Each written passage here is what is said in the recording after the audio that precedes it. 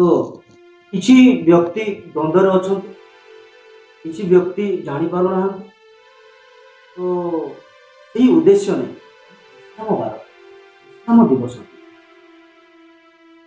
वो दिन को परमेश्वर धार्य कर बर्तमान प्रभुंकर दास राजा को मुझे अनुरोध करे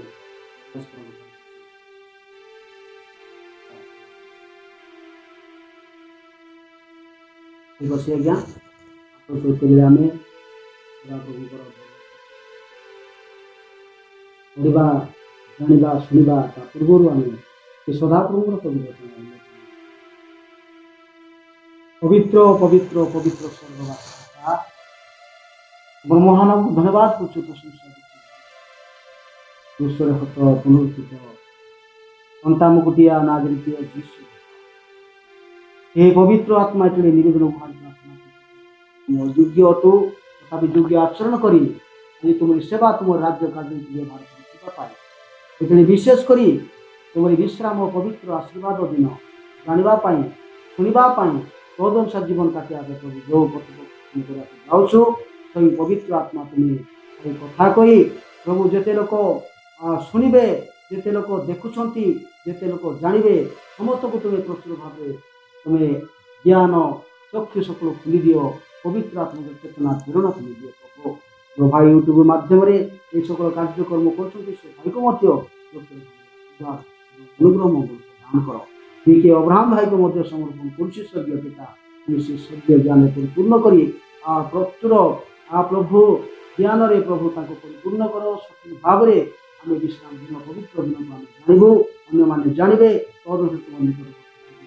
निमते समस्त प्रार्थना निवेदन को हारी हमें श्रवण ग्रहण कल बोधे प्रिय बीके अब्राहम को प्रिय दास को योग्य को तुझे समर्पण कर प्रार्थना केवल नाजरते यीशु बापा नाम निमित्त आमेन। प्रभु परमेश्वर को दुई दास पचार चाहे जे विश्राम दिन को बार को निर्धारित कर को बार द्वारा से विश्राम दिवस पालन करने परमेश्वर अनुमति आज्ञा देते दुई दास को परमेश्वर दुई दास को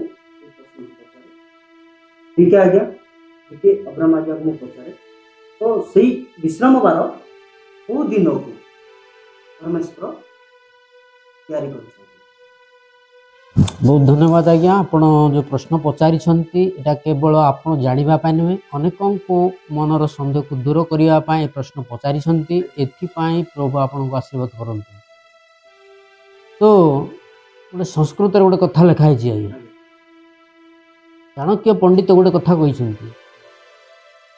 अगाध अगाध जल संचरी रहित नैव गर्वित गंड गंडस जल मात्रेण सपरि फरफराए तार अर्थ कौन आ गोटे लिखाई से चाणक्य पंडित लिखिं अगाध अगाध जल संचरी रहित नैव गर्वित गंड गंडस जल मात्रेण सपरि फरफराए माने आम जी धर्म पंडित हेबा ज्ञानी हेबा आमर कर्तव्य कौन लिखाची अगाध अगाध जल संचरी मैंने अगाध अगाध पानी भितर रोहित नैव गर्वित रोही माछ थी केवे गर्व कर गंड गंड जल मात्रेण सफरी फरफराए माने सफरी माने केरांडी माछ गंडे गंडे पानी पशे पानी रे बहुत दिया मारे तार अर्थ गभीर अर्थ ज्ञानी माने पंडित माने धर्मविद साधु माने गभीर जल भितर रहीकि सी माने केवे गर्वित नहंती किंतु अल्प विद्या भयंकरी भाव में शिखी जानिया लोक हंती आ गोटे पंडित कहते चाणक्य पंडित से दृढ़े तरंती मझी मझी क्या बुड़ी मरती हम तो हम पंडित हम तो हम मूर्ख मूर्ख हेब ना कि पंडित हेब ना मझे बुड़ी मर माने ये शिक्षाटा जी देते यहाँ आम मानकर प्रत्येक मानव जीवन को यहाँ चिंता करने आवश्यक आम पंडित हेबा मूर्ख हेबा आम गभीर समुद्र भितर रोही माछ हेबा ना केरांडी माछ हेबा तेणुक आपड़ जो प्रश्न पचारि आज्ञा यहाँ बहुत बड़ माने गभीर विषय पचारि तो ख्रीस्टियान मानकर धर्मशास्त्र रे सप्तम दिन को विश्राम दिवस रूपे पालन करने को कहते କିଏ କହିଛନ୍ତି ସେ? ସଦାପ୍ରଭୁ ସୃଷ୍ଟିକର୍ତ୍ତା ତାଙ୍କରି 10 ଆଜ୍ଞାର 4th ଆଜ୍ଞାରେ ଲେଖିଛନ୍ତି। ଯଦି ଲେଖିଛନ୍ତି ତାହେଲେ ଆଜି ସମଗ୍ର ପୃଥିବୀର ଲୋକମାନେ ଏହି ସପ୍ତମ ଦିନ ପରିବର୍ତ୍ତେ ପ୍ରଥମ ଦିନକୁ ପାଳନ କରନ୍ତି। ସପ୍ତମ ଦିନ କେଉଁ ଦିନ, ପ୍ରଥମ ଦିନ କେଉଁ ଦିନ ଆଜି ପର୍ଯ୍ୟନ୍ତ ଲୋକମାନେ ସମ୍ପୂର୍ଣ୍ଣ ଜାଣିନାହାନ୍ତି।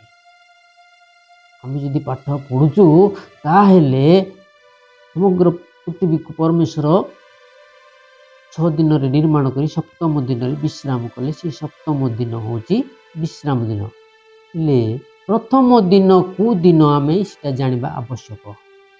ଆମେ ଯଦି ଦେଖିବା ବାଇବେଲର ଗଭୀର ନିଗୂଢ଼ ବିଷୟକୁ ଚାଲିଯିବା ତାହେଲେ ପରମେଶ୍ୱର ଆମେ ଯଦି ଭଲ ଭାବରେ ଯଦି ଧ୍ୟାନ କରିବା ପ୍ରଥମ ଦିନ କେଉଁ ଦିନ ଆମେ ଜାଣିଦେବା। ଏ ସମଗ୍ର ପୃଥିବୀ କ'ଣ ଥିଲା? ଜଳମଗ୍ନ ଥିଲା, ଅନ୍ଧକାର ଥିଲା। ଅନ୍ଧକାର ଥିଲା ନା? ଆଦି ପୁସ୍ତକ 1 ଅଧ୍ୟାୟ 1-2 ଆରମ୍ଭ କରିଲେ ବାହାରିବ। ଆପଣ ପଢ଼ିକି ଟିକେ ଶ୍ରୋତାମାନଙ୍କୁ ଶୁଣେଇ ପାରିବେ କି? ନିଶ୍ଚୟ। ତ ଏଠାରେ ପରମେଶ୍ୱର ପୃଥିବୀକୁ ସୃଷ୍ଟି କରିବାର ସମସ୍ତ ବିବରଣୀ ଆଦି ପୁସ୍ତକ ମାନେ ଯେଉଁଟାକି ବାଇବେଲର ପ୍ରଥମ ଅଧ୍ୟାୟ 1 ଅଧ୍ୟାୟ ଆମେ 1ରୁ କିଛି ପଢ଼ିବା। ସେଠି ଲେଖା ହେଇଛି ପରମେଶ୍ୱର କ'ଣ କଲେ ପୃଥିବୀକୁ ସୃଷ୍ଟି କରିଛନ୍ତି ସେଟା ଟିକେ ପଢ଼ିବା। ମୁଁ ପାଠ କରୁଛି ଆଜ୍ଞା। ଆଜ୍ଞା 1 ଅଧ୍ୟାୟ ଆଜ୍ଞା ଟିକେ ଗୋଟେ ମିନିଟ୍ ମୁଁ ପ୍ରତାପ ଆଜ୍ଞାଙ୍କୁ କହୁଛି, ପାଷ୍ଟର ପ୍ରତାପ ଆଜ୍ଞାଙ୍କୁ ସେ ପାଠ କରିବେ, ଆପଣ ତାର ସାରାଂଶ ବୁଝିବେ। 2ରୁ ପଢ଼େ। 2ରୁ ପଢ଼େ। ପୃଥିବୀ ନିର୍ଜନ ଓ ଶୂନ୍ୟ ଥିଲା, ଆଉ ଗଭୀର ଜଳ ଉପରେ ଅନ୍ଧକାର ଥିଲା। ପୁଣି ପରମେଶ୍ୱରଙ୍କର ଆତ୍ମା ଜଳ ଉପରେ ବ୍ୟାପ୍ତ ଥିଲା। ଅନନ୍ତର ପରମେଶ୍ୱର କହିଲେ ଦୀପ୍ତି ହେଉ, ତହିଁରେ ଦୀପ୍ତି ହେଲା। ଆଉ ପରମେଶ୍ୱର ଦୀପ୍ତିର ନାମ ଦୀପ୍ତିକି ଦେଖିଲେ ଯେ ତାହା ଉତ୍ତମ। ତହୁଁ ପରମେଶ୍ୱର ଅନ୍ଧକାର ଦୀପ୍ତିକୁ ଭିନ୍ନ କଲେ। ପୁଣି ପରମେଶ୍ୱର ଦୀପ୍ତିର ନାମ ଦିବସ, ଅନ୍ଧକାରର ନାମ ରାତ୍ରି ଦେଲେ। ତହୁଁ ସନ୍ଧ୍ୟା ପ୍ରାତଃକାଳ ହୋଇ ପ୍ରଥମ ଦିବସ ହେଲା। ତ ଆମେ ଦେଖିପାରୁଛୁ ଯେ ଆଦି ପୁସ୍ତକ ପ୍ରଥମ ବାଇବେଲର ପ୍ରଥମ ପୁସ୍ତକ 1 ଅଧ୍ୟାୟ 2ରୁ ଆମେ ଯଦି 5 ପର୍ଯ୍ୟନ୍ତ ପଢ଼ିବା ସେଠି ଦିନ ଏବଂ ରାତି 1 ଦିବସ ହେଲା। ପ୍ରଥମେ ପରମେଶ୍ୱର ଅନ୍ଧକାରକୁ କ'ଣ କଲେ? ଦୀପ୍ତି ବୋଲି କହିଲା ମାତ୍ରେ ତାଙ୍କର ଆଜ୍ଞା ମାତ୍ରକେ ଦୀପ୍ତି ହେଉ କହିଲା କ'ଣ ହେଇଗଲା। ଦୀପ୍ତି କିଏ ଦେବେ ଆଜ୍ଞା? ସୂର୍ଯ୍ୟ ଉପରେ ଆଜ୍ଞା ଠିକ୍ କହିଲେ। ଆଲୋକ ଆସେ, ଦୀପ୍ତି କିଏ ଦେବ? ଅନ୍ଧାର ହେଇଯାଏ। ଅନ୍ଧାର ହେଲା ପରେ ସୂର୍ଯ୍ୟ ଯେତେବେଳେ ଧୀରେ ଧୀରେ ପୂର୍ବ ଦିଗରୁ ଆସେ ଆଲୋକ ପଡ଼ିଥାଏ। ଆଚ୍ଛା, ଆମେ ଏଠି ଦେଖିବାକୁ ପାଇଲୁ ଯେ ଦୀପ୍ତି ସୂର୍ଯ୍ୟ ଦେବ ନାଇଁ କି? ଏଣୁକରି ସେ ପ୍ରଥମରେ ତ କ'ଣ କଲେ? ଦୀପ୍ତି ହେଉ। ଦୀପ୍ତିର ଅନ୍ୟ ନାମ କ'ଣ ଆଜ୍ଞା? ସୂର୍ଯ୍ୟ। ସୂର୍ଯ୍ୟର ହେଉଛି 10ଟା ନାମ ଅଛି ଆଜ୍ଞା। ଦିବାକର, ପ୍ରଭାକର, ଭାସ୍କର, ତେଜସ୍କର, ସୂର୍ଯ୍ୟ, ତରୁଣ, ରବି। ଏଇ ମଧ୍ୟରୁ ପ୍ରଥମ ଦିନକୁ କ'ଣ କଲେ? ରବି। ରବି ବୋଲେ ଯଦି ଆମେ ରବିକୁ ଯଦି ଦେଖିବା ଇଂଲିଶରେ ରବିର ଅନ୍ୟ ନାମ କ'ଣ? ସୂର୍ଯ୍ୟ କ'ଣ କହୁଛୁ? ସନ୍। ଦେଖିଲେ ନା? ସନ୍। ଏଣୁକରି ସନ୍ଡେ ଏଇଟା ହେଉଛି ସୂର୍ଯ୍ୟ ଅନ୍ଧକାରକୁ ଦୂର କଲେ। ଏଣୁକରି ପ୍ରଥମ ନାମ ଦେଲେ ସନ୍। ଆଉ ଦ୍ୱିତୀୟରେ କ'ଣ ହେଲେ? ରାତ୍ରି କଲେ ନା? ରାତ୍ରିର କର୍ତ୍ତୃତ୍ୱ କିଏ କରିବେ? ତାକୁ ମୁନ୍ କହିବେ। ସନ୍ଡେ, ମଣ୍ଡେ, ମୁନ୍ରୁ ମଣ୍ଡେ ହେଲା। Sunday is the first day of the week ଲେଖା ହେଇଛି। ତାପରେ ଦେଖିବ ଲୁକ ଇଂଲିଶ ବାଇବେଲ ଲେଖା ହେଇଛି। Luke 24 Sunday is the first day of the week ଲେଖା ହେଇଛି। ମାନେ ଏଥିରୁ ଆମେ ଜାଣିପାରୁଛୁ ଯେ ସଣ୍ଡେ ଯଦି ଫାର୍ଷ୍ଟ ଡେ ହେଲା ତାହେଲେ ଆମେ ଜାଣୁଛୁ ଯେ ପରମେଶ୍ୱର 7 ଦିନରେ ପୃଥିବୀ ତିଆରି କରିଛନ୍ତି। ଏ 6 ଦିନରେ ସୃଷ୍ଟି କରି 7 ଦିନ ବିଶ୍ରାମ ଦେଇଛନ୍ତି ଜାଣି। ଏଥିରୁ ଆମେ କ୍ଲିଅର ହେଇଗଲୁ, ଆଉ କୌଣସି ନାହିଁ। ତ ଆପଣଙ୍କର ଗୋଟିଏ ପ୍ରଶ୍ନ ଅଛି ଯେ କାହିଁକି ଲୋକମାନେ ଶନିବାର ନ ପାଳନ କରି ରବିବାର କରୁଛନ୍ତି? ପ୍ରଶ୍ନ। ତ ଶନିବାର ତ ପରମେଶ୍ୱର ତିଆରି କରିଛନ୍ତି। ଆଜ୍ଞା ପରମେଶ୍ୱର ବି ନିଜେ ପାଳନ କରିଛନ୍ତି। ଜି ମୁଁ ପ୍ରଶ୍ନ କରୁଛି, ପରମେଶ୍ୱର ବି ପାଳନ କରିଛନ୍ତି ଆଜ୍ଞା। ପୁଣି ତା ସହିତ ଯୀଶୁଖ୍ରୀଷ୍ଟ ବି ପାଳନ କରିଛନ୍ତି। କରିଛନ୍ତି। ଏ ମନୁଷ୍ୟ ଜାତି ଯୋଉମାନେ ଖ୍ରୀଷ୍ଟିଆନ ଖ୍ରୀଷ୍ଟକୁ ଗ୍ରହଣ କରିଛୁ ବୋଲି କହୁଛନ୍ତି ହୁଁ। ସେମାନେ ଶନିବାରଟାକୁ କାହିଁକି ପବିତ୍ର ରୂପେ ପାଳନ କରୁନାହାନ୍ତି, ପୁଣି ତାର ବିପରୀତ ରବିବାରଟାକୁ ପାଳନ କରୁଛନ୍ତି? ଏହାର କାରଣ କ'ଣ? ଏଇଗୁଡ଼ା ଆପଣ ବୁଝ। ଆପଣ ତାହାର ପ୍ରଶ୍ନର ଉତ୍ତର ଦେଇପାରିବେ? ଆଜ୍ଞା ପ୍ରତାପ ଆଜ୍ଞା ଆପଣ ଦେଇପାରିବେ? ଆଜ୍ଞା ହଁ ନିଶ୍ଚିତ ଦେଇଦେବୁ ନିଶ୍ଚୟ। ଆଜ୍ଞା। ଆଜ୍ଞା ତ କହୁଛନ୍ତି ଆମେ ଯୀଶୁ ପ୍ରଭୁ ନିଜେ ପାଳନ କରିଥିବା ବିଷୟ ଆମେ ଦେଖୁ ତାର ମାର୍କ ରୁ ଫାଷ୍ଟରେ କେଉଁମାନେ କରିଛନ୍ତି ସେଟା ଆଗ କାଢ଼। ପୁରାତନରୁ ଆଗରେ ସେମାନେ ପାଳନ କରିଛନ୍ତି, ପିତା ପରମେଶ୍ୱର କରିଛନ୍ତି, ତାପରେ ତାଙ୍କର ଭାବବନ୍ଧନ କରିଛନ୍ତି, ତାପରେ ଯୀଶୁ କରିଛନ୍ତି, ତାପରେ ଶିଷ୍ୟ କରିଛନ୍ତି। ବାଇବେଲର ପ୍ରମାଣ ସବୁ ଅଛି ଆମ ପାଖରେ। ବର୍ତ୍ତମାନ ଆମର ଦର୍ଶକ ଏବଂ ଶ୍ରୋତା ଭାଇମାନଙ୍କ ଭାଇ ଭଉଣୀ ଖ୍ରୀଷ୍ଟ ପ୍ରେମର ଭାଇ ଭଉଣୀମାନଙ୍କ ଶ୍ରୋତା ମାନେ ଯେଭଳି ଜାଣିପାରିବେ ଯେଉଁମାନେ ବାଇବେଲରେ ନୁହନ୍ତି, ବାଇବେଲ ସେମାନେ ମାନେ ବାଇବେଲ ଭିତରେ ଯାଇପାରୁନାହାନ୍ତି, ସେମାନେ ଏଇ ତର୍କ ବିତର୍କ ମାଧ୍ୟମ ଦ୍ୱାରା ଜାଣିପାରିବେ ଯେ ଆମର ବିଶ୍ରାମ ବାରଟି ହଉଛି ଶନିବାର। ତ ଶନିବାର ଆମେ କହିଲେ ହବନି, ପ୍ରମାଣ ଦରକାର ଆମକୁ। ପ୍ରମାଣ ଆପଣଙ୍କ ପାଖରେ ଅଛି କି? ସେଇ ନିଶ୍ଚୟ ଅଛି।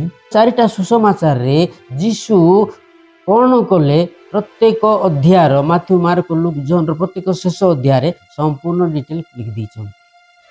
ବିଶ୍ରାମ ବାର ଶେଷ ହେଲା ଉତ୍ତାରେ ସପ୍ତାହର ପ୍ରଥମ ଦିନରେ ଯୀଶୁ କ'ଣ ହେଲେ ପୁନରୁତ୍ଥାନ କଲେ ବୋଲି 4ଟା ସୁସମାଚାର ଲେଖା ହେଇଛି। ଆଉ ଗୋଟେ ଭଲ ଲେଖା ଅଛି ମାଥ୍ୟୁ 24 ଅଧ୍ୟାୟ, ଲୁକ 24ରେ ଆହୁରି ଭଲରେ ସେ ଲେଖିଛନ୍ତି। ଟିକେ ପଢ଼ନ୍ତୁ ଭାଇ, ଲୁକ 24ର 1-2 ଟିକେ ପଢ଼ ଟିକେ। ଲୁକ 24ର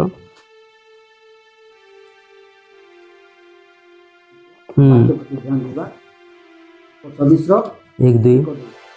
ଆଉ ବିଶ୍ରାମ ବାରରେ ସେମାନେ ବିଧି ଅନୁସାରେ ବିଶ୍ରାମ କଲେ, କିନ୍ତୁ ସପ୍ତାହର ପ୍ରଥମ ଦିନର ଅତି ପ୍ରତିଷ୍ଠା ସେମାନେ ସେମାନଙ୍କ ପ୍ରସ୍ତୁତ ସୁଗନ୍ଧି ଦ୍ରବ୍ୟ ଧରି ସମାଧି ଗଲେ। ତ ଆମର ଶ୍ରୀକାନ୍ତ ଆଜ୍ଞା ଯେଉଁ ପ୍ରଶ୍ନ କଲେ ଆମର ଡାଇରେକ୍ଟର ସାର୍, ଯେ ପ୍ରକୃତରେ ବିଶ୍ରାମ ବାର କେଉଁ ଦିନ? ତ ଆମେ ଧର୍ମଶାସ୍ତ୍ର ଅନୁସାରେ ଦେଖିପାରୁଛୁ ଯେ ଯୀଶୁଙ୍କର ମୃତ୍ୟୁର 40 ଖ୍ରୀଷ୍ଟାବ୍ଦ ପରେ ମଧ୍ୟ ତାଙ୍କର ଶିଷ୍ୟମାନେ ସେମାନେ ବିଶ୍ରାମ ଦିନ ପାଳନ କରୁଥିଲେ ବୋଲି ପ୍ରମାଣ ପାଉ। ଯୀଶୁଙ୍କର ମୃତ୍ୟୁର 40 ଖ୍ରୀଷ୍ଟାବ୍ଦ ପରେ ତାଙ୍କର ଶିଷ୍ୟମାନେ କ'ଣ କରୁଥିଲେ? ସେମାନେ ବିଧି ଅନୁସାରେ ବିଶ୍ରାମ ଦିନ ପାଳନ କଲେ, ପୁଣି ସପ୍ତାହର ପ୍ରଥମ ଦିନରେ ସେମାନେ ସମାଧିକୁ ଗଲେ। ଅର୍ଥାତ୍ ଆମର ମନ ସନ୍ଦେହଟା କ'ଣ ହେଉଛି? ଦୂର କରୁଛନ୍ତି, ହେଲେ ଆମେ କରିବା ନା ନାହିଁ ନା ବୋଲି ଆମେ ସନ୍ଦେହ ରହିବାର ନାହିଁ। ହେଲେ ବର୍ତ୍ତମାନ ମୋର କୋଶ୍ଚିନ୍, ଆଜ୍ଞା ବିଶ୍ରାମ ଦିବସ ଆପଣ କହୁଛନ୍ତି ଶନିବାର, ଆଜ୍ଞା ତାହା ମାନେ ସାରା ପୃଥିବୀରେ ରବିବାରଟାକୁ କାହିଁକି ବିଶ୍ରାମ ଦିନ? ଆଜ୍ଞା ଏଇଟା ବି ଗୋଟେ କ୍ୱେଶ୍ଚିନ୍, ବଢ଼ିଆ ପ୍ରଶ୍ନ ପଚାରିଲେ। ଆଉ ଗୋଟେ ଜିନିଷ, ଯଦି ରବିବାରକୁ ଏତେ ଗୁରୁତ୍ୱ ଦଉଛନ୍ତି ଖ୍ରୀଷ୍ଟ ଧର୍ମାବଲମ୍ବୀ ମାନେ, ତ ବାଇବେଲରେ ଲେଖା ଅଛି ଶନିବାର ବୋଲି ଲେଖା ଅଛି, କିନ୍ତୁ ସେଇ ଜିନିଷ ଅନୁସାରେ, ସେଇ ଆଧାରିତ ଅନୁସାରେ ତ ଖ୍ରୀଷ୍ଟିଆନ ମାନେ ତ ଶନିବାରକୁ ପବିତ୍ର ରୂପେ ପାଳନ କରିବା ଦରକାର। ଆଜ୍ଞା ହେଲେ ଆପଣ ଜାଣିଛନ୍ତି ଶନିବାରଟା ହଉଛି ବିଶ୍ରାମ ଦିନ ବୋଲି, ସାରା ବିଶ୍ୱ ଖ୍ରୀଷ୍ଟ ଧର୍ମର ଅବଲମ୍ବନୀ ମାନେ ସେମାନେ ତ ଜାଣିଥିବା ଦରକାର, ସେମାନେ ତ ରବିବାରଟାକୁ କାହିଁକି ଏତେ ଗୁରୁତ୍ୱ ଦଉଛନ୍ତି? ତ ଠିକ୍ ପ୍ରଶ୍ନ ପଚାରିଛନ୍ତି ଆପଣ, ଯେ ଖ୍ରୀଷ୍ଟିଆନ ମାନଙ୍କର ଧର୍ମଶାସ୍ତ୍ର କହୁଛି ଯେ 6 ଦିନ ପରେ ସପ୍ତମ ଦିନ ବିଶ୍ରାମ ଦିନ ଶନିବାର ପାଳନ କରିବା କଥା। ପ୍ରଭୁ ପରମେଶ୍ୱର 10 ଆଜ୍ଞା ନ ଦେବା ପୂର୍ବରୁ ପ୍ରଥମ ଗୋଟିଏ ଆଜ୍ଞା ଦେଲେ, ଯାହାକି ଆମେ ଆଦି ପୁସ୍ତକ 2 ଅଧ୍ୟାୟ 2-3ରେ ଦେଖିପାରୁଛୁ। ଏଠି 10 ଆଜ୍ଞା ଦିଆ ହେଇନି, କେବଳ ଗୋଟିଏ ଆଜ୍ଞା, କ'ଣ? ବିଶ୍ରାମ ବାର ଆଜ୍ଞା ଦିଆହେଇଛି। ତା ପଢ଼ନ୍ତୁ ଆମର ପ୍ରତାପ ଆଜ୍ଞା, 2-2-3 ପଢ଼ନ୍ତୁ। ହଉ ଆସନ୍ତୁ ଦର୍ଶକ ବନ୍ଧୁ, ପ୍ରିୟ ଦାସ ଭକ୍ତ ମାନେ, ଆମେ ଈଶ୍ୱରଙ୍କର ମୁଖନିଷ୍ଠ ବାକ୍ୟର ଆମେ ଧ୍ୟାନ କରିବା। ପରମେଶ୍ୱର ସପ୍ତମ ଦିନରେ ଆପଣାର କାର୍ଯ୍ୟ ସମାପ୍ତ କରି ସେହି ସପ୍ତମ ଦିନରେ ଆପଣାର କୃତ ସମସ୍ତ କାର୍ଯ୍ୟରୁ विश्राम कले प्रथम जिनस आगे समस्त कार्य समाप्त करी से विश्राम कले प्रथम कथा पुनि परमेश्वर सप्तम दिन को आशीर्वाद करी पवित्र कले कौन कले आशीर्वाद करी पवित्र कले से दिन को तो जेहेतु से दिन परमेश्वर सृष्टिकरण रूप आपनार कृत समस्त कार्य विश्राम कले तो आम ओनली परमेश्वर विषय आम देखी तो आम देखी पारु सदाप्रभु परमेश्वर पृथ्वी सृष्टि कला परे सृष्टि विवरणी को जनइला परे से मनुष्य समाज को से कौन कले तीन टा जिनिस देले जोटा कि सप्तम दिन रे तीन टा जिनिस अछि अन्य दिन रे नहीं अन्य दिन रे नहीं सप्तम दिन रे अछि कोन एक होची आशीर्वाद करिसंती पवित्र करिसंती विश्राम करिसंती बोली से लिखिले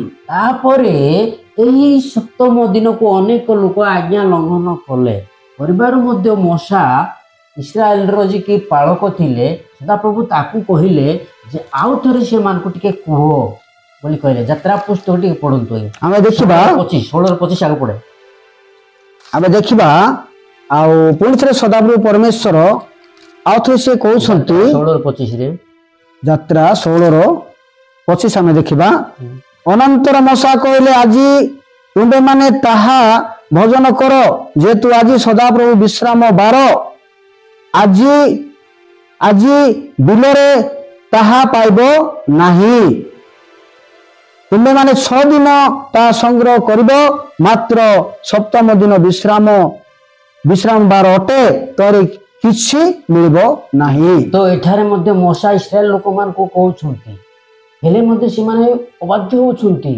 एणु करी यात्रा पुस्तक पुनर्बार आम 31 रो 12 टिके पढो सेठी आउरी से कोन कहउछंती यात्रा 31 अध्याय 12 पद रे से कोन कहउछंती 31 रो 12 रे अनंतर सदाप्रभु मशा को कहले तुम्बे आहरी इस्राएल संतानगण को एक कथा कुह निश्चय तुम आम विश्राम दिन पालन करिबो जेहेतु आंबे जे तुमानकर पवित्रकारी सदा प्रभु यह जेपरि तुम माने जानिबो एथिपाई तुम मानकर ओ पुरुषानुक्रमे आंबो तुमानक मधरे ता एक चिन्ह हेबो तो एठारे मोशा को परमेश्वर कहले तुमे इस्राएल लोक हो एटा कोन हेबो अनंत कालीन गोटे चिन्ह एटा गोटे दिन पाई नाही एटा पुरुषानुक्रमे तुमे पालन करिबो एठी भी माने सदा प्रभु मोशा को इस्राएल लोक मान को बाध्य कले फिर से 31 रो 17 18 कोन लिखछंती भाई 15 पढो 6 दिन कार्य कराजिबो मात्र सप्तम दिन सदा प्रभुଙ୍କର उद्देश्य पवित्र महाविश्राम दिन सेही विश्राम दिन जे केही कार्य करई निश्चय तार प्राणदंड हेबो हेतु इस्राएल संतानगण अनंतकालीन नियम रूपे पुरुषानुक्रमे मान्य करिबा पाई विश्राम दिन पालन करिबे तो एठारे मोशा इस्राएल को पुनर्बार कले या कला परे मध्य कोन कले इस्राएल लोक माने अबाध्य हेबारु परमेश्वर मोशा को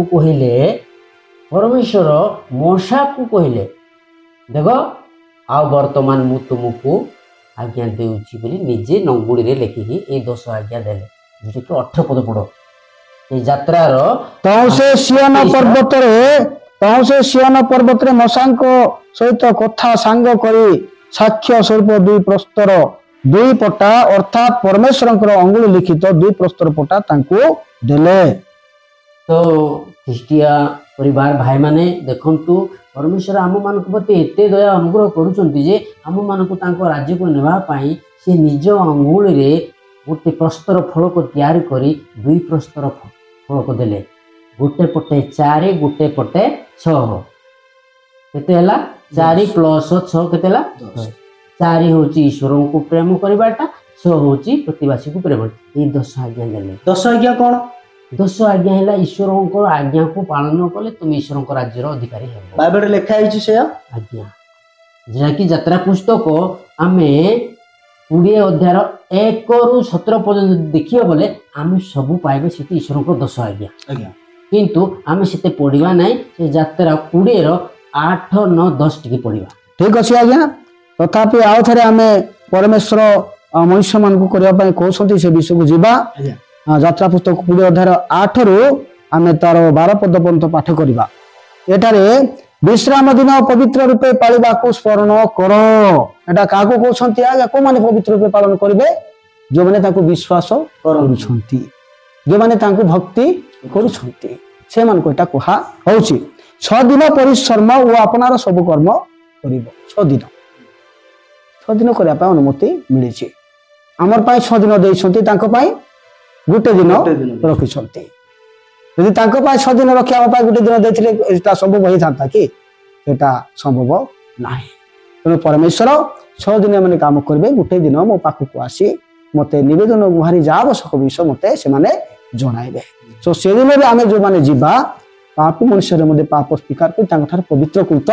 हेबा आशीर्वाद पाइबा आ विश्राम से दिन आमे नेबा परमेश्वर सेति पाए एटा मनुष्य मान को से देले मात्र सप्तम दिन तुम सदाप्रभु परमेश्वर विश्राम दिन अटे कार मात्र सप्तम दिन तुम सदाप्रभु परमेश्वर विश्राम दिन अटे तो तहिरे तुम्बे की तुमरो पुत्र की तुमरो कन्या तुमरो दास की दासी तुमरो पशु की तुमरो नगर द्वार वर्ती विदेशी के कौन सी कार्य करिबो नाही तुमरो पुओ कि झियो कि हलिया थिबा लोक माने मध्य आज आमे प्रभु को जानिछे बोली हलिया माने कर भी जातीय लोक माने कर आसीछि हम घरे जा बाबू तू काम करे आमे प्रार्थना करू सेटा ही पारबो नाही सेडी परमेश्वर डायरेक्टली मना करछंती तो आउ गोटे जिंस कले तुमर पशु माने मध्य से दिन काम करबे नाही आमे हल बाबू कोन से माने खाइबा जिंस तो एटी से लेखि नाथि कि तू काम करबा विषय लिखा है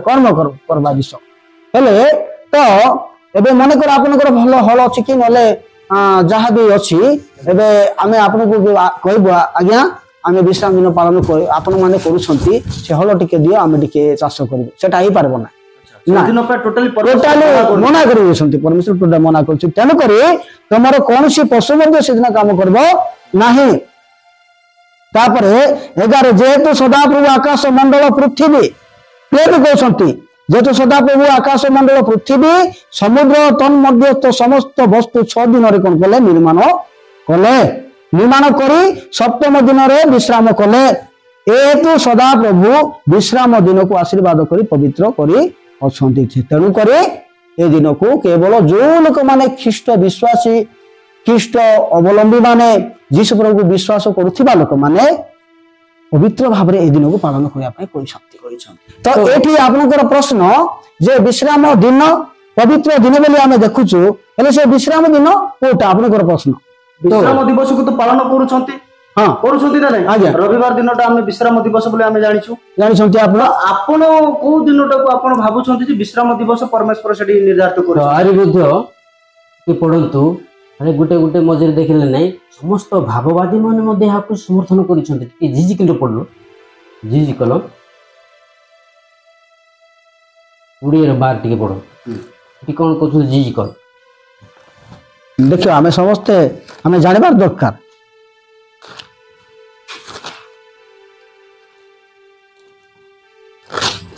आमे कुड़ियर बार देखबा आउरी मध्ये आमे जे से मानकर पवित्रकारी सदाप्रभु ओटू यह जेपरी से माने जानिबे एथिपई आंबो ओ से मानकर मध्यरे चिन्ह स्वरूप हेबा निमंते आंबे आपनार विश्राम दिन सकल से मानकु देलु भयंकर विषय जे माने हमर हेबे एथिपई तापु चिन्ह देइछु से चिन्ह होछि विश्राम दिन बोले जिजिकल भविष्यत वक्ता समस्त कहउछंती समस्त खाली कहउछंती विश्राम दिन माने हमें तो जानिछु रविवार कोरिबा तो सेठी रविवार को हमें निर्धारित भाबुछु ना परमेश्वर सही विश्राम दिन એટલે विश्राम दिन हम रविवार बोली पालन करूछु शनिवार ता से टॉपिक को आसीबा हमें आ जिजिकल कोन कहउछंती 20 रे 20 टिक पड़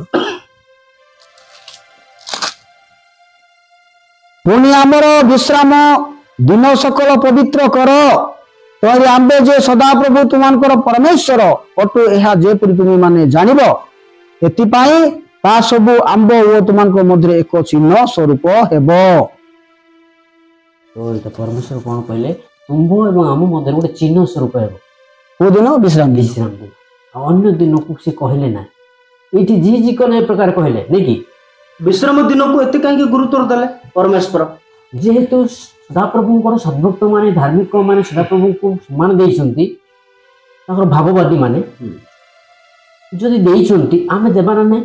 ନିଶ୍ଚୟ ଯଦି ଦେବା ନାହିଁ ତାହେଲେ ଆମେ ଈଶ୍ୱରଙ୍କୁ ପ୍ରେମ କରୁନା। ଏଣୁକରି ସେ 10 ଆଜ୍ଞାର 4th ଆଜ୍ଞାକୁ ତ ବହୁତ ଗୁରୁତ୍ୱ ଦେଇଛନ୍ତି। ଏଣୁକରି ସେ ତୁମ ଏବଂ ଆମର ମଧ୍ୟରେ ଗୋଟେ ଅନନ୍ତକାଳୀନ ଚିହ୍ନ ଏଇଟା ହେବ, ଗୋଟେ ଦିନର ଚିହ୍ନ ନାହିଁ। ପୁରୁଷାନୁକ୍ରମେ ଏଇଟା ପାଳନ କରିବା ପାଇଁ ଯିଶୁ ଆଜି ଆମର ଏଠି ଦେଖିଲୁ ଯେ ଆମେ ପୁରାତନ ନିୟମରୁ ଆମେ ଦେଖି ଦେଖି ଆସିଲୁ। ଦେଖିଲା ପରେ ମଧ୍ୟ ଆମେ ଆଉ ଗୋଟେ ସନ୍ଦେହ ରଖୁଛୁ ଯୀଶୁ ପାଳନ କଲେ କି ନାହିଁ। ଆମେ ଯୀଶୁଙ୍କ ପାଖକୁ ଟିକେ ଯିବା, ପାଳନ କରିଛନ୍ତି କି ନାହିଁ। ଯୀଶୁ କ'ଣ କହୁଛନ୍ତି ଟିକେ ଦେଖ, ଟିକେ ମାର୍କ 2:2-27 କ'ଣ କହୁଛନ୍ତି? ବିଶ୍ରାମ ଦିନ ସେ ଲୋପ କରୁଛନ୍ତି ନା କ'ଣ କରୁଛନ୍ତି ଟିକେ ଦେଖ।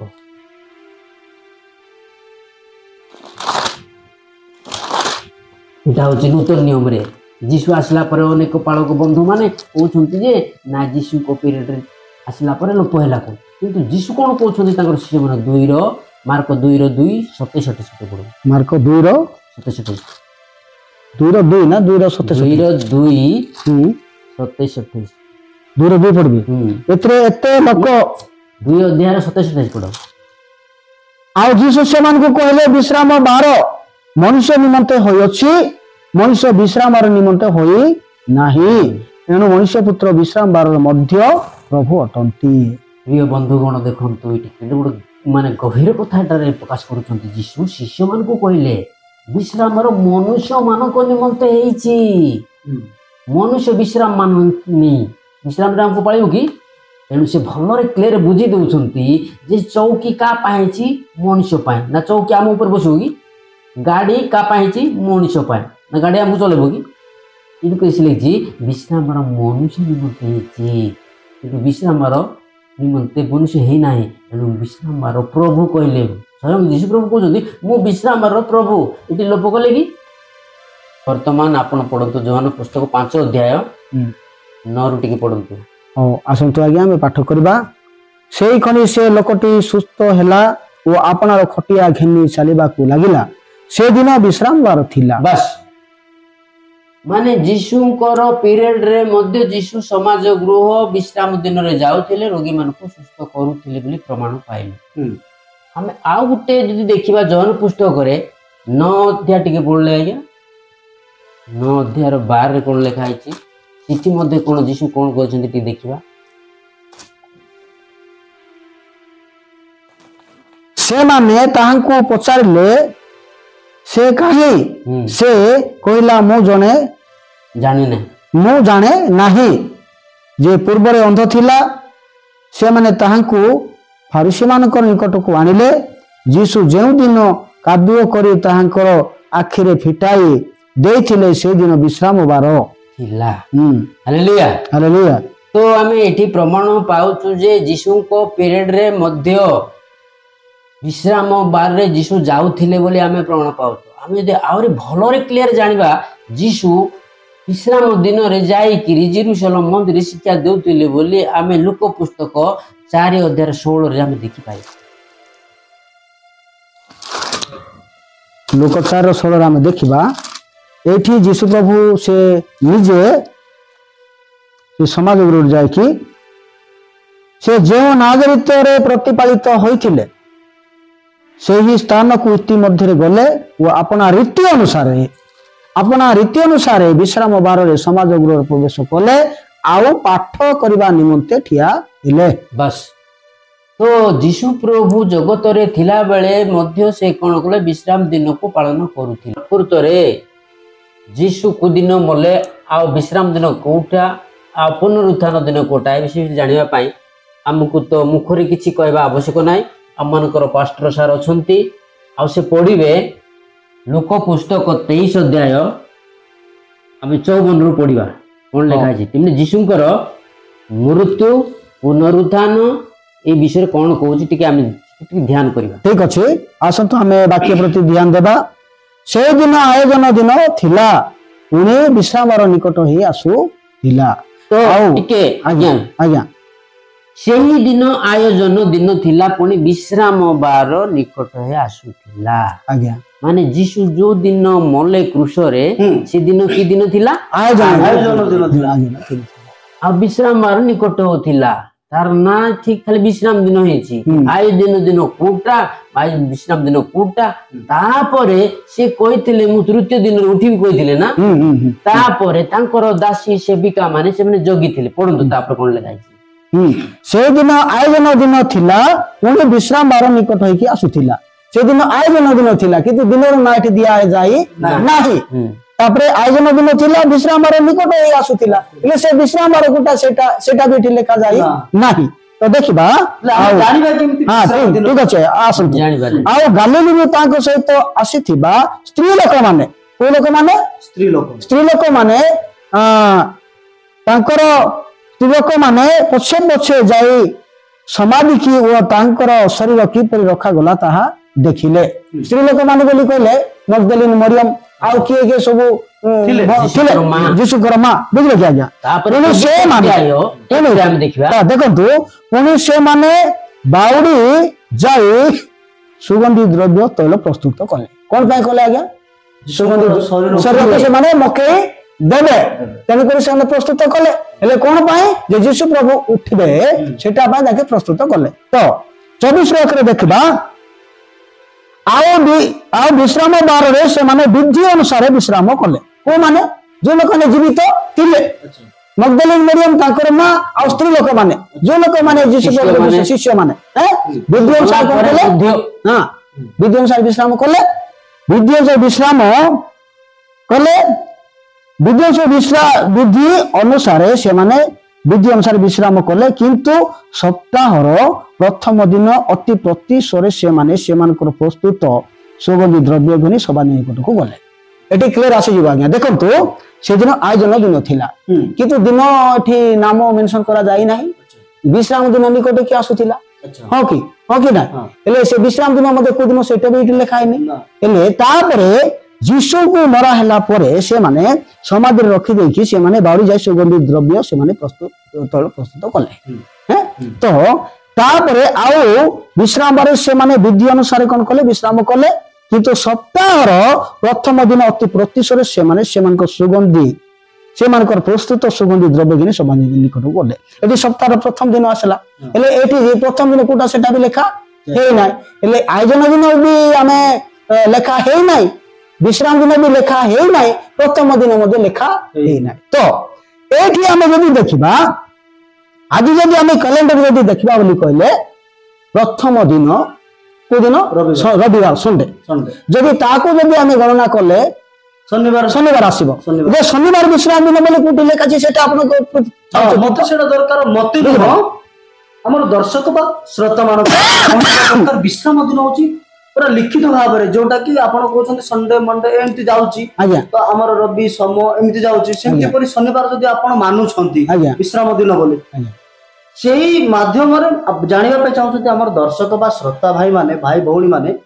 ତ ଆକ୍ଚୁଆଲି ସତ କଥା ହଉଛି ପରମେଶ୍ୱର ଶନିବାର କୁ ପବିତ୍ର ରୂପେ ପାଳନ କରିବା ପାଇଁ ନିଯୁକ୍ତି କରିଛନ୍ତି ଶନିବାର ଦିନଟାକୁ, ସେମିତି ଜାଣିବା ପାଇଁ ବୋଲି ଆମେ ଏଠାରେ ବୈଠକ କରାଇ। ଆଜ୍ଞା ଠିକ ଅଛି, ଧନ୍ୟବାଦ ଆପଣ କହିଥିବା ପାଇଁ।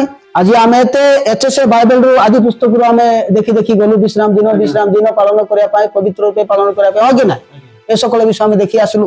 ତ ଆଜି ଆମେ ଦେଖିବା ସମଗ୍ର ପୃଥିବୀରେ ଖ୍ରୀଷ୍ଟିଆନ সোসাইটি ମଧ୍ୟରେ କ୍ୟାଥୋଲିକ ଖ୍ରୀଷ୍ଟିଆନଟା ହଉଛି ସବୁଠାରୁ ବଡ ସଂସ୍ଥା ବା ବଡ ମଣ୍ଡଳୀ। ତାକେ କହୁଛନ୍ତି ଆମର ମଣ୍ଡଳୀ ବିନା ଅନ୍ୟ ମଣ୍ଡଳୀ ସତ୍ୟ ନାହିଁ, ଆମେ ଏକା ସତ୍ୟ, ଆମର ବଡ ମଣ୍ଡଳୀ ସେମାନେ କହୁଛନ୍ତି। ଠିକ ଅଛି, ଏଇଟା ହଉଛି ତାଙ୍କର ଧର୍ମଶାସ୍ତ୍ର। ଆଜ୍ଞା ଏଇଟା ଆগে ଦେଖନ୍ତୁ, ଏଇଟା ହଉଛି ତାଙ୍କର ଧର୍ମଶାସ୍ତ୍ର ବାଇବେଲ। ଆଜ୍ଞା এইটা হচ্ছে 66 খণ্ড, এটা হচ্ছে 72। এটা 72 হচ্ছে 66 খণ্ড। মানে 72 খণ্ড কোন এতিরে কোন মেনশন করা হয়েছে?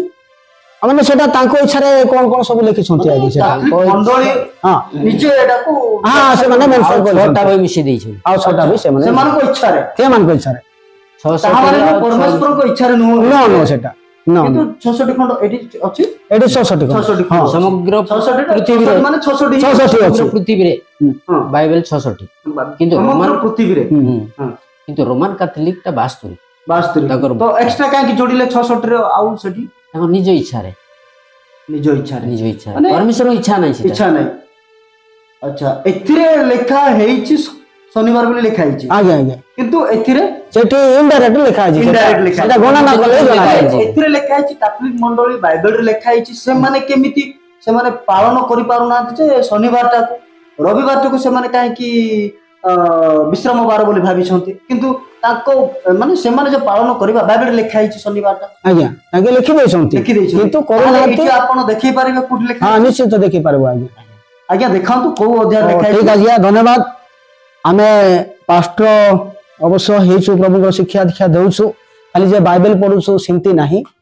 ପୁରାଣ ବି ପଢୁଛୁ ଆଜ୍ଞା ଆଉ ଭଗବତ ଗୀତା ବି ପଢୁଛୁ ସତ୍ୟ ପୁରାଣ ବି ପଢୁଛୁ ଏ সকল ବିଷୟ ଆମେ ଦେଖିକି ଆମେ ଜାଣିପାରୁଛୁ ଏ সকଳ ବିଷୟ କେବଳ ଯୀଶୁ ପ୍ରଭୁ ବସଉଥିଲା ଯୀଶୁ ପ୍ରଭୁଙ୍କ ବିଷୟ ସେଟା କୁହାଯାଉଥିଲା।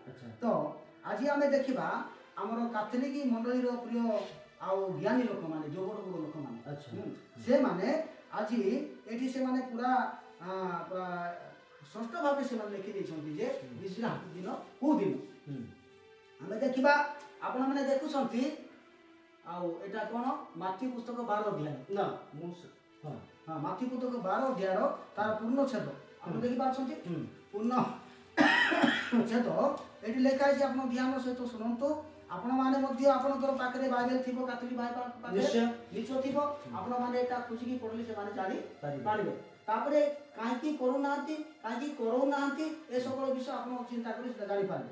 ତ ଆସନ୍ତୁ ଆମେ ପଢ଼ିବା ଅର୍ଥାତ୍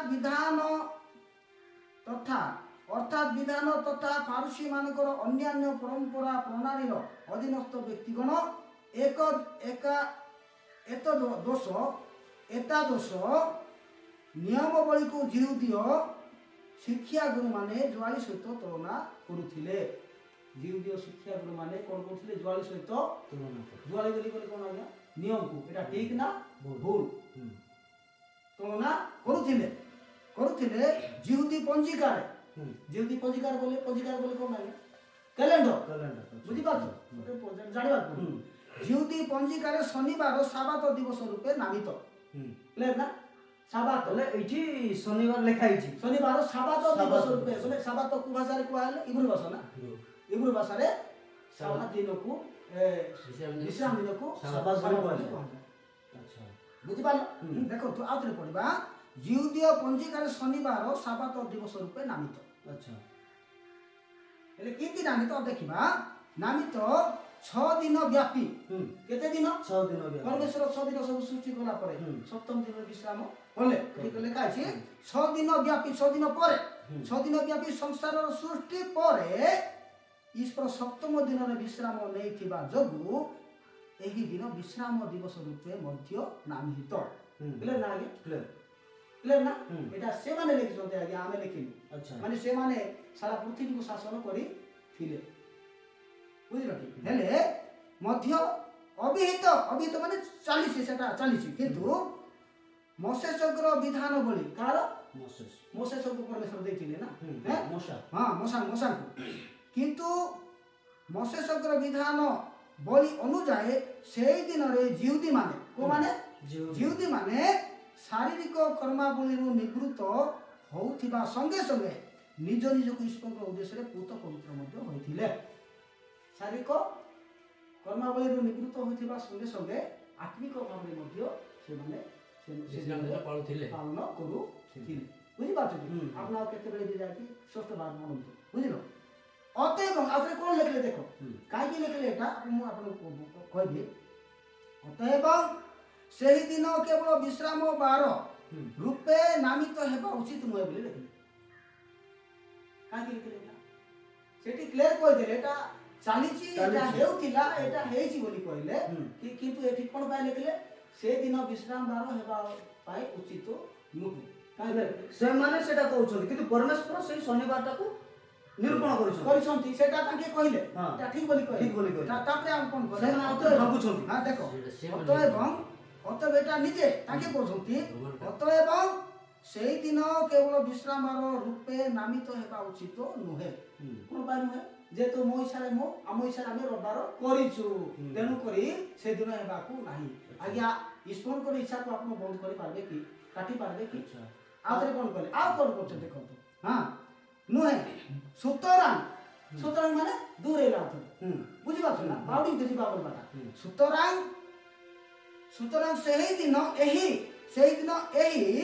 ବାଇବେଲ ତମାମ ସାବତ ଦିବସ ରୂପେ ଅଭିହିତ ହୋଇ ଅଛି। ଆଉ ଥରେ କହିଲେ ବୁଝିଲ ନା କ୍ଲିୟର କଲେ ଯେ ସୁତରାଂ এটা বাইবেল তমাম লিখিত প্রকারে ব্যবহৃত হইকি আসুছি ক্লিয়র না কিন্তু আমি এ বাইবেল দাবে কোন করছতি পুরা বন্ধ করবেন ଆଉ ଏ ବାଇବେଲ ବାହାରୁ ଲୋକମାନେ ଜାଣିପାରୁଛନ୍ତି। ବୁଝିପାରିଲେ କି ଆପଣ ବାଇବେଲ ଖୋଜିଲେ ପାଇବେନି ଏ ବାଇବେଲ ଆପଣ ପାଇବେନି। ଆଚ୍ଛା ଆଉ ଏ ଜିନିଷ ମଧ୍ୟ ଉଠେଇ ଦେଇଛନ୍ତି ହଁ ଉଠେଇ ଦେଲେ କାହିଁକି ନା ସେମାନେ ଯୋଉ ରାଜତ୍ୱ କରୁଛନ୍ତି ଆଉ ତାଙ୍କର କଣ ମାନସିକ ଅସୁବିଧା ନା କୌଣସି ଅସୁବିଧା କାରଣରୁ ସେମାନେ ଏ ପ୍ରକାର ଭାବବାଣୀ ଗୁଡାକ ସେମାନେ ଲୁପ୍ତ କରିଛନ୍ତି। କାରଣ ଲୋକ ଯଦି ସତ୍ୟ ଜାଣିଦେବେ ଆଚ୍ଛା ଯୀଶୁକୁ ଜାଣିଦେବେ ଆଚ୍ଛା ତାହେଲେ ମୁଁ ଯେଉଁ ଜିନିଷଟା କହୁଛି ସେଟା ମୋ ଫଳସ୍ୱରୂପ ଜଣାପଡ଼ିବ। ତେଣୁକରି ଲୋକମାନେ ତାକୁ ଛାଡ଼ିକି ସେମାନେ ନିହାତି ଯୀଶୁଙ୍କ ପଛରେ ଯିବେ। ତେଣୁକରି ସେମାନେ ଏଇ ଜିନିଷ ଗୁଡ଼ାକ ଧୀରେ ଧୀରେ ଲୋପ କରିଦେଉଛନ୍ତି ଲୋକମାନେ ନ ଜାଣନ୍ତୁ। ବୁଝିପାରିଲ ଏଇଟା ହଉଛି କିଏ କରୁଛି ଏଗୁଡାକ? ରୋମର ଯିଏ ମେନ୍ ଯିଏ ତାଙ୍କ ଧର୍ମଗୁରୁ ଅଛି ସେମାନେ ଏସବୁ ଲୁପ୍ତ କରି ଚାଲିଛନ୍ତି। ଏବେ ଆପଣ ଯଦି ବାଇବେଲ ମାଗିବେ ଟୋଟାଲି ବାଇବେଲ ପୁରା ବନ୍ଦ ହେଇଗଲା ପୁରା ବନ୍ଦ କରିଦେବେ।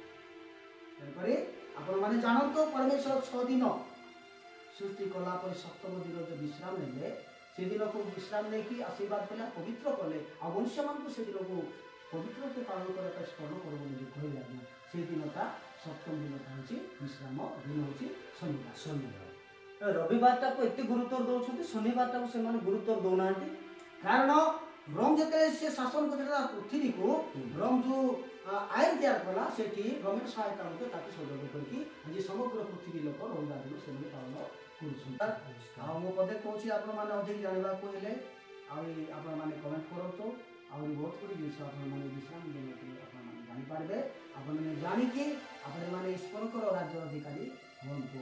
ଆପଣମାନେ ମଣିଷର ଦାସ ହୁଅନ୍ତୁ ନାହିଁ। ସମସ୍ତଙ୍କୁ ନମସ୍କାର।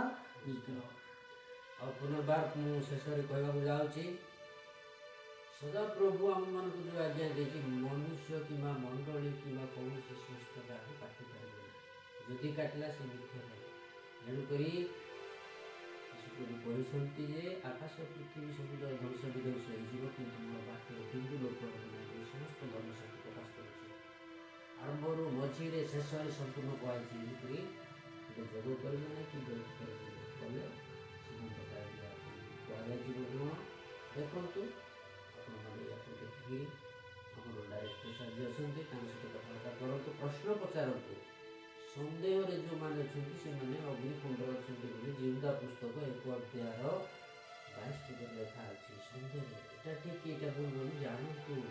ସନ୍ଦେହରେ ଯାଇକି ପ୍ରତିଶୋଧ ଦେଲେ ଅଗ୍ନିକୁଣ୍ଡରେ ପଡ଼ିବ। ପାଷ୍ଟରମାନଙ୍କୁ ସେ କହିଛନ୍ତି ଦୟାକରି ଯେଉଁମାନେ ସନ୍ଦେହରେ ଅଛନ୍ତି ଅଗ୍ନିକୁଣ୍ଡରୁ ବାହାର କର ବୋଲି କୁହାହେଇଛି। ସେମାନେ କ'ଣ ବାହାର କରିବେ? ସମସ୍ତଙ୍କୁ ଅଗ୍ନିକୁଣ୍ଡକୁ ନେଉଛନ୍ତି। ତେଣୁକରି ସନ୍ଦେହଟାକୁ ଦୂର କରାଯାଏ ବା ଈଶ୍ୱରଙ୍କ ସତ୍ୟ ଉପାସନା କର।